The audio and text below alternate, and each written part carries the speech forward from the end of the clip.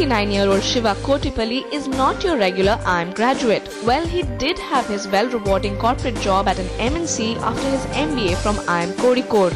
But 3 years later, he was yearning to do something on his own. And no, he didn't go the regular profit-making startup way either. Shiva used his learning from microfinance group as a student at IMK to start a business that would in turn help underprivileged women run good businesses. And that's how Shiva launched dhanaX, an online micro-lending platform in Bangalore. The next main inspiration was to help 70% of India which is living in rural areas, provide them opportunities. They have the talent but they don't have the opportunities, they don't have the initial capital. So help them access capital at a cheaper rate. So how does dhanaX really work? Well, Shiva and his team approach NGOs to scout for women in need of capital to start their own business collectively. Once the group is scanned for the repayment credibility, their profile is posted on the website. Meanwhile, lenders like you and me looking to invest into social causes log on to the website, choose a borrowing group by its profile and lend capital to support the business. But remember, the minimum amount you can lend is 10,000 rupees. dhanaX earns a 5% commission from each self-help group in the process. Vedya Thali has invested 3 lakh rupees across 4 women groups thanks to dhanaX.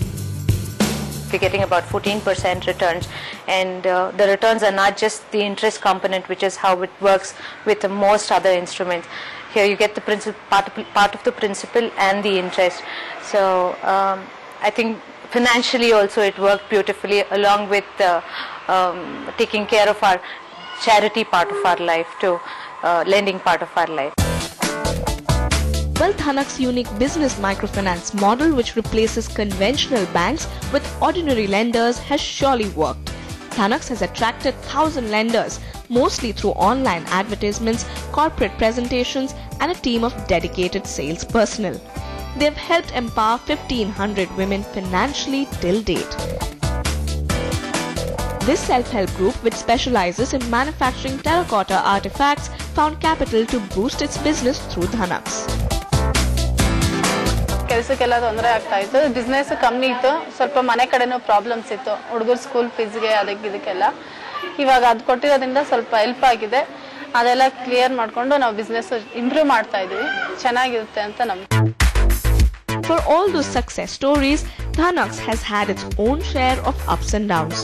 When Shiva started dhanaX in 2007, little did he know how difficult it would be to convince ordinary people to invest their money into rural ventures. Social entrepreneurship is challenging because there are very few people who actually understand what is social entrepreneurship is. People confuse it as an NGO, or people confuse it as a pure business. So people don't understand that you can build a business but you can still solve the social issues. dhanaX was started with an initial investment of over 20 lakh rupees with the help of friends and angel investors. It is expecting to break even in the next 2 months.